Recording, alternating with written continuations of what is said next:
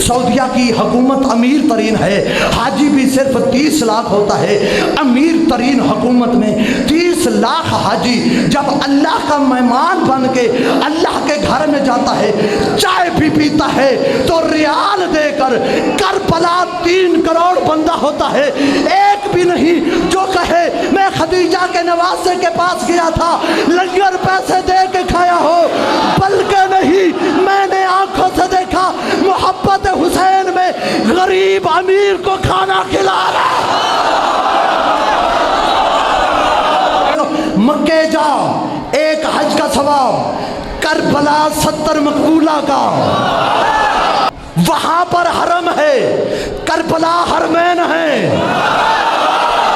वहां पर हाजी सफा मरवा के दरमियान दौड़ते हैं, यहाँ नजफ से करबला चलते हैं, वहां पर भी एक मुकद्दस पानी है, करबला भी एक मुकद्दस पानी है, वहां जमजम है, यहाँ फुरात है। फर्क है, वहां इस्माइल का मांगा हुआ पानी, यहाँ अब्बास का ठुकराया हुआ।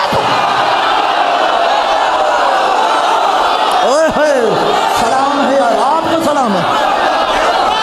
वहां नबी जमरात है, यानी क्या, 3 शैतानों को कंकर। करबला ये अमल नहीं होता, क्यों? यहां शैतान नहीं आता, यहां अब्बास का पैरा है।